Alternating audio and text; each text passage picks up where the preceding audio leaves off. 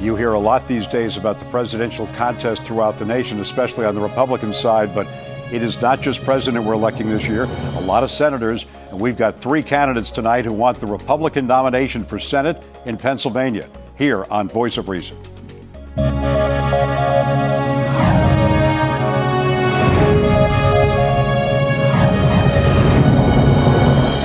Hi, everybody. I'm Larry Kane. We've managed to do something tonight that no one really has been able to do in this part of the state anyway. It's just a statewide broadcast. Get 3 of the 5 candidates on for the Republican nomination for the Pennsylvania Senate seat currently held by Democrat Bob Casey. He is looking to be reelected to a 2nd term in office in the April 24th primary. And all 3 of these people tonight and the ones we're going to have next week are really determined to defeat Bob Casey. There are 5 people seeking the Republican nomination: David Christian, Sam Rohrer, Mark Scaringi, Tom Smith, and Steve Welch in alphabetical order. 3 of those candidates are joining us tonight to talk about why they should be the Republican nominee. Mark Scaringi, 41 years old, from Cumberland County, south central Pennsylvania, married with 4 children, including a newborn, less than 2 weeks old. If he's tired, you can understand that. Graduate, Georgetown University and Widener University Law School. He's an attorney who works with his wife and his mother-in-law. Also with us tonight, Steve Welch, 35 years old, Chester County, Malvern area, married with 3 children, graduated from Penn State University with a degree in mechanical engineering. He's an entrepreneur, and he's also the endorsed candidate from the state committee. David Christian, you've heard his name before, 63 years old, from Bucks County, married with 4 children, 7 grandchildren. When he was 17, he enlisted in the U.S. Army, went on to become an airborne ranger, Green Beret, one of the most decorated veterans of the war in Vietnam, graduate of Villanova University and Rutgers Law School. He's a veterans advocate and businessman. And I'll start the questioning with Mr. Welch here. You were endorsed by the state organization. It was an angry fight, as it always is. How's your campaign going? Are the county chairman supporting you? Yeah, great. We spent the time. There's 67 counties in Pennsylvania. It's a big state. We've been to most of those counties at this point. Hopefully, by the primary, we'll have hit all 67 counties, and really talking about our values and why the Republican values really matter to average Americans, and why this agenda of Obama and Casey of large centralized government, a top-down Washington knows best, is failing ordinary Americans, and why our vision for America, one in which we empower the American entrepreneurial spirit, empower people to use their God-given talents and creativity. How that increases the standard of living of all Americans. David Christian, I don't see, when I look at the folders and the lectures and the controversy, I don't see a lot of difference between the 5 of you about your views on the economy. Do you think there is? I think the critical issue is leadership. And leadership, who's going to stand on the floor and who's going to be able to be that person to go to Washington, D.C. and stop some of these issues that have been going on. The issue now that President Obama has now taken and called Obamacare, a number of the other issues. Who's going to be able to establish and create jobs? Who has experience creating those jobs?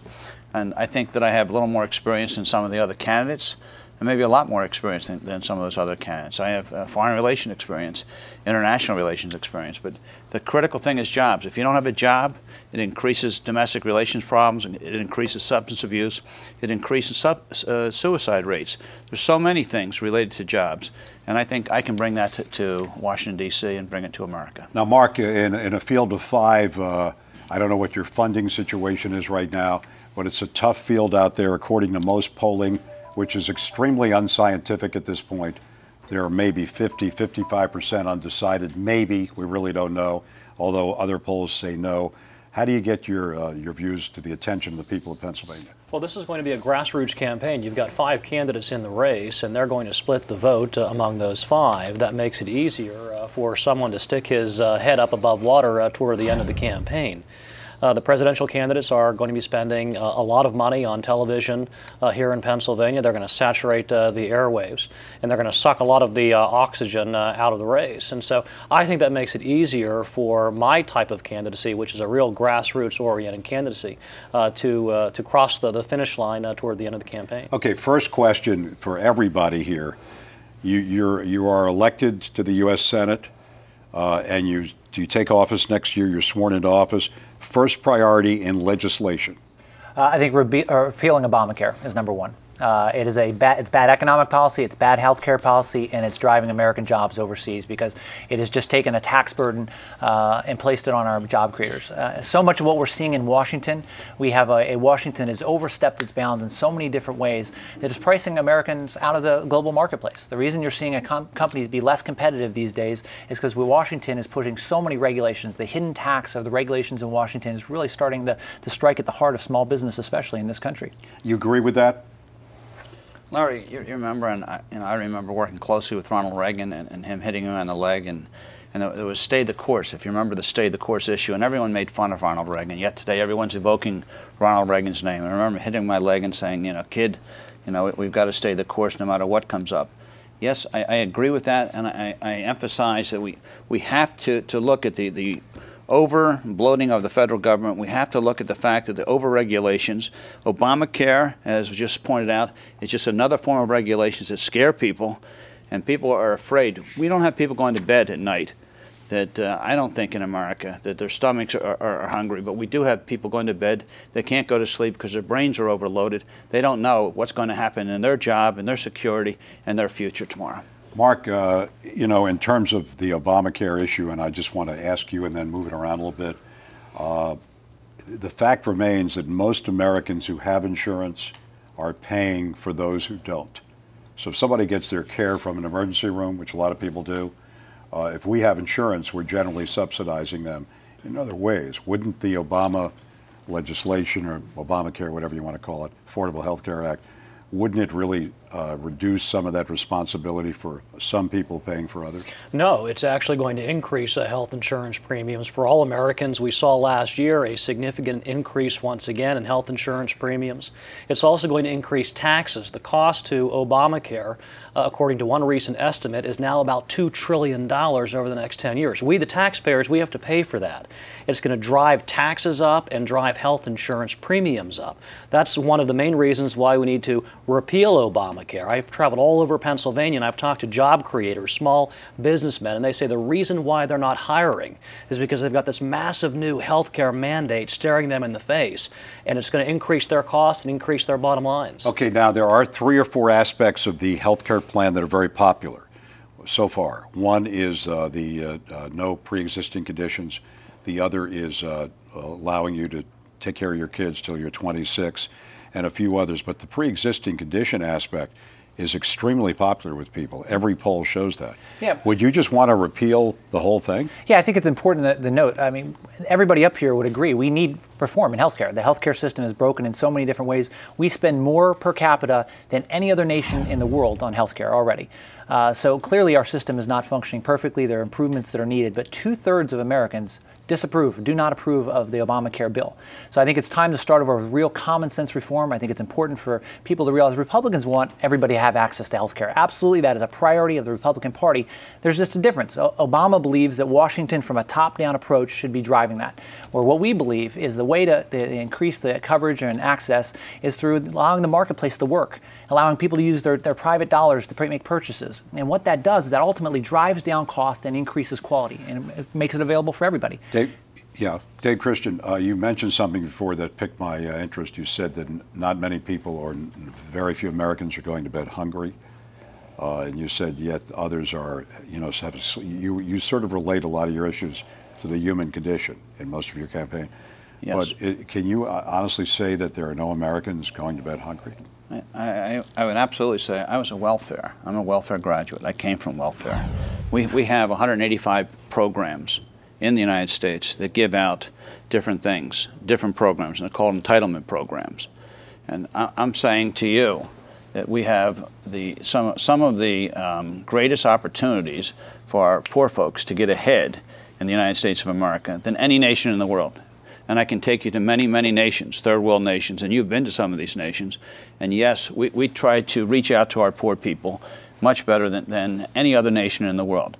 However, emotionally, the people that are running these operations that have many issues on their plate are suffering from a lot of anxiety and a lot of tremors because, as Mark pointed out and as Steve pointed out, they don't know what tomorrow's going to bring. Should they hire another person, bring another person on board? The Corbett administration in Pennsylvania has had a very difficult time satisfying a lot of people. The governor's approval ratings are now fairly low, which generally happens in the second year of an administration anyway, but there's a lot of people affected. The people affected, for example, Mark, by the middle class cuts for college are middle class Americans in Pennsylvania. So a lot of universities are now cutting, like Temple and others, cutting back their programs, cutting back tuition grants. But they're not, Larry. In one area. I'd like Mark to answer that one. All right. So how do you support that kind of situation? Well, you look to the cause of what is driving college tuition rates upward beyond the rate of inflation for every year going back several decades, and it's because of the massive government intrusion and involvement in subsidizing higher education costs through loans and grants. What they're doing is they're driving the costs up. It's causing inflation among tuition for colleges and universities. But wouldn't it, Steve, if you look at a couple in Pennsylvania, let's say they're a two-income couple, I don't know, what's the average income of a two-income couple in $60,000, $70,000, $80,000, $100,000. They cannot afford to send their children to college unless they have reasonable rates. That's why there's such a popularity now of the community colleges. Mm-hmm. The community colleges are bringing people in record numbers, whether it be Montco or in the middle of the state or Bucks County Community College. There's a lot of people impacted by these budget cuts in Harrisburg, and all five of you, are recommending similar type cuts in the federal government. Well, in the federal government, let's put this in perspective. We're borrowing 41 cents on every dollar. Okay, that is clearly just unsustainable. There's tough decisions that are going to have to be made, and I'll tell you, Governor Corbett has made a lot of those tough decisions.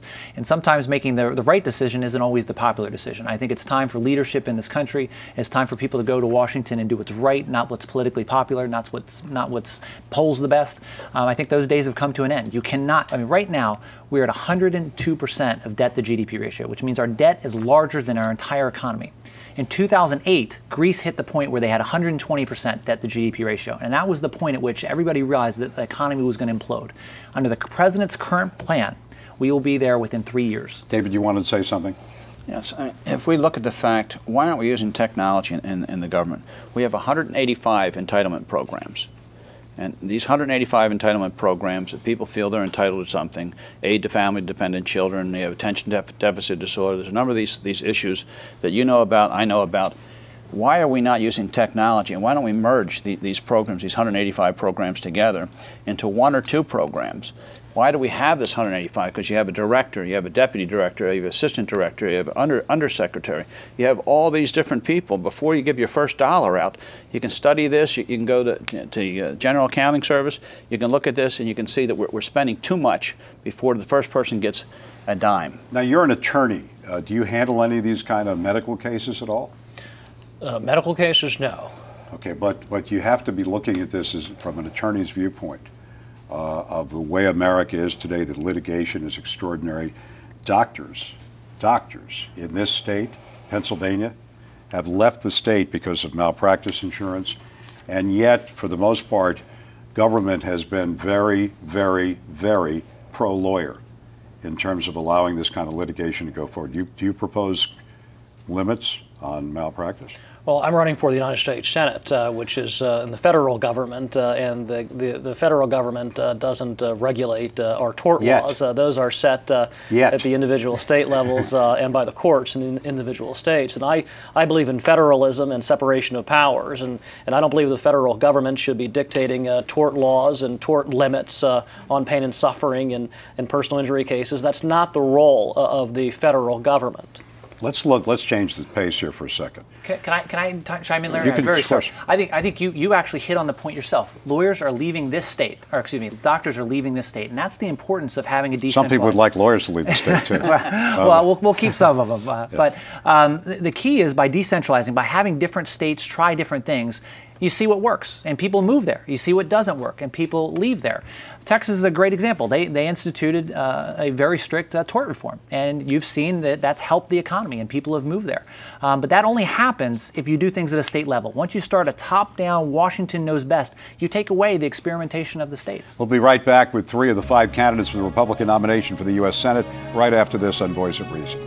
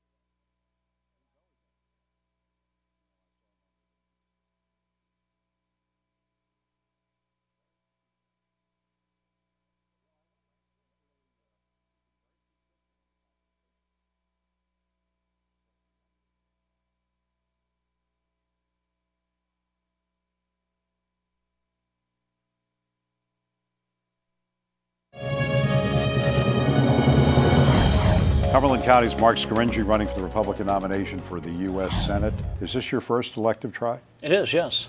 How do you like it? Oh, it's been an amazing experience. Meeting people, getting to know them? Sure, all across Pennsylvania. Now, religion. It's kind of interesting because the Brick Santorum has really inserted religion, and Newt Gingrich to a lesser extent, in this race in a large way, and Mitt Romney has tried his best to really avoid it in many ways, try to stay away from it, although he pronounces that people should be allowed to have their faith, whatever that is. Do you think that the heavy accent on spirituality is necessary in a country that's so spiritual to begin with? America is a very spiritual nation, and that's a great thing. And I've been running on the agenda of restoring freedom and personal liberty and independence. And part of personal liberty and freedom is the freedom to exercise one's religion. And we saw in the Obamacare matter, where the Secretary of Health and Human Services, Kathleen Sebelius, has promulgated this rule forcing faith-based institutions to provide insurance coverage that includes abortifacients, sterilizations, and contraceptives that violates their deeply held religious beliefs and faith and tenets. So and I think that's profoundly wrong. You think that's an appropriate religious issue? Well, it's a matter of religious freedom. It's an issue of freedom and liberty, freedom from government dictating to one what his faith can be. It's a Christian country, and I'm not playing words on your last name, but it is a Christian country, predominantly Christian country. We have Jewish, Judeo-Christian, Christian, Protestant, yes. Protestant Catholic religions, different elements of Christianity. And then we, of course, have Islamic Americans, people who are, the Muslim faith, and many other faiths that we can't even mention here. There were so many. Should a person's religion be a part of the dialogue of a national election?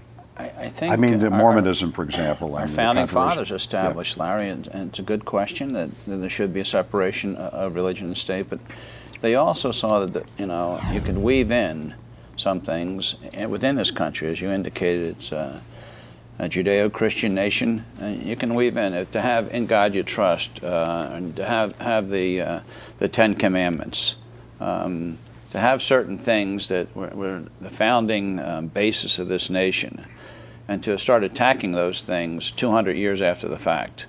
I think that's wrong. So a scintilla of a small issue, and I think it's small, but it really hurts at the heart of human beings if they do believe. If the President of the United States makes fun of people that have guns and Bibles, that's the President of the United States. That's wrong to do that. You should have your religion. Don't make fun of someone's religion, but I do believe in a separation of church and state. Okay, now it's kind of interesting. Democrats, blue dog Democrats, and Republicans, and some liberals here and there, generally want to have a separation of church and state, except when it impacts on one of their issues. All right? It's funny how that works. Yeah, it is interesting. So basically, people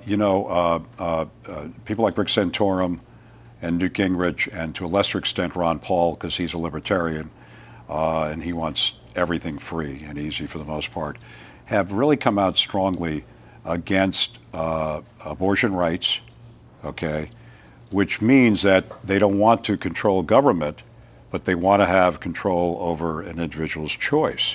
Now, I'm not taking sides on that issue. I never will do it on this program, ever, because it's a lose-lose. But it's interesting that, on one hand, they seek individual freedoms, but some people may view that as an individual freedom. So I think the reason that religion has gotten pulled into this debate recently is actually, to Mark's point, it's the HHS decision, in which clearly Obamacare undeniably infringed on religious freedom. And I would take it a step further. It actually infringed on economic freedom. I think what is good for the country is we've started to see for the first time what Obamacare really was. It is a top-down decision, Washington telling everybody what has to be in their health care plans. A top-down decision that is now going to force companies and individuals to make decisions based on what they believe is best. So you sort of agree, I guess all three of you do, that religion itself is sort of a minor issue that impacts on other issues, that it's not a major issue of the campaign. I think religion is an important part of all of our lives. But if somebody said they don't want to practice any religion, that's okay with you too? That's their freedom, sure. Okay. Now, let's talk about foreign affairs. We haven't heard a lot of that in this campaign. We have a critical situation that, in my view, everybody wants to sweep under the rug. Nobody wants to touch Iran. Nobody wants to touch Iran because it's so volatile. Now, I'm going to ask all three of you the same question. If we can't find a peaceful solution, a negotiating solution eventually, and I don't really care as a citizen whether Iran is a year away from a bomb, 2 years away, 3 years, or 3 months, if we cannot decide at the negotiating table, should we use American force as the last resort? Well, I think that we can find a peaceful solution. I think that through continued engagement with the Iranians, we can reach a compromise in this matter that assures the American people that Iran is not developing a nuclear weapon, but provides some assurances to the Iranians that they're allowed to produce some sort of nuclear power for peaceful purposes. And I think that is the end goal and the end game, and that certainly can be achieved. Interesting. I was just reading a book called The Garden of the Beast. It was about the American ambassador in Germany in 1932, 1933, and he sort of lived this concept of trying to accept Hitler's regime as a legitimate regime and all the things they were doing, and then he started to see the dark side, okay, and he started sending his reports back to Roosevelt, and they ignored it, okay, and there is sort of a gathering storm going on, as Churchill said, in Iran. I mean, do you think we can? Do you think we have the guts as a nation to stop this from happening? We always have the guts as a nation, but to act prematurely, to act without enough intelligence, could we be jumping the gun again? You know, it goes back to having the nation committed to a cause before you get into the cause. You know, the issue of weapons of mass destruction, that came up in previous wars. And people say, well, we never found any weapons of mass destruction. We went to the UN, and we had Colin Powell at the UN. We had that issue come on. I'm saying that we have to be reasonable when it comes to war, because when someone's falling on the sword, what are they falling on the sword for? But can we allow a nation like Iran to have that kind of blackmail? We can back. Israel has been our strongest ally in the Mideast. We have supported Israel with ground support equipment. I have been there. I've been to Jordan. I've been to the neighboring nations there. And we can support Israel. And Israel right now, as of this morning, Azerbaijan has given Israel the right to land their aircraft in Azerbaijan, which is right next to Iran. Yep. So Israel right now is sequestering Iran, and they will have the opportunity to strike. You've got to give Steve time. So sure. Think about what would happen if the United States struck the Iranian nuclear facilities right now, even though all the evidence says the Iranians are not developing a nuclear weapon. Think about the ramifications that's going to have on the Middle East. The Iranians are then certainly going to be justified in their attempts to develop a nuclear weapon, and think about their retaliation against Israel, our friend and ally. It could very well create another war in the Middle East. So you have to proceed with a lot of caution before you ever go down the path toward war. Okay, give you a little extra time here. The Israeli alliance with the United States, do you think that's untouchable? I think Israel we have a special relationship with Israel, certainly. I think we have to put this in the frame of reference. Iran has said if they had the opportunity, they would put a bomb in the United States. They said they would end Israel as a nation, and I think we have to take their threats very seriously. I think you can't take anything off the table. I think a nuclear-armed Iran is a destabilizing event to the world. It will create an arms race within the Middle East, which is already starts out as not a very stable region, and that's why it's critical that we take no option off the table. We cannot allow it to happen. I also don't think we need to be negotiating this on CNN. I think one of the problems this administration has is they tend to do a couple things. One, they hold our allies at bay and they engage with our enemies, and two, they telegraph everything they're going to do. I mean, that's just bad negotiating tactics. Okay, very quickly, because you only got a little time left, if you had to argue the point that you should be the nominee, what would you say? I'd say... And we only got a little time. Okay, very quickly. I have a unique background. In the last decade, I've been involved in the creation of over 50 companies, either started myself or been intimately involved in. I think it's time we send people to Washington that understand this economy from the ground up. David Christian. I've worked with a half dozen presidents. I've worked with the United States Senate as a senior advisor from Foreign Relations, National Defense, and Veterans Benefits. I've had experience in writing legislation that was signed into law in different states throughout the United States. I've created jobs. I'm a businessman here in Pennsylvania. I know the need for jobs, and I think we should start addressing first things first, and it's jobs, so that people don't have to worry about buying gas or buying a loaf of bread or some other issue there. We need to create jobs. Mark, your first question. How about I'll give you the last. what would you tell the people? Sure. I worked in the United States Senate. I worked in the very office I'm currently running for during the first Republican Revolution, and I worked 5 years then in the State Attorney General's office. And then I left government and went out on my own, started my own business, run my own business. I'm a small businessman. I have the perspective of being down there working on the inside and on the outside. Well, we thank David Christian, Steve Welch, and Mark Scaringi for joining us tonight. Thank you all for your candid answers. Next week at this time, we'll be talking to Tom Smith and Sam Rohrer. And it's going to be another confrontation of ideas and values. Don't forget, April 24th, Pennsylvania primary. Too few people vote in these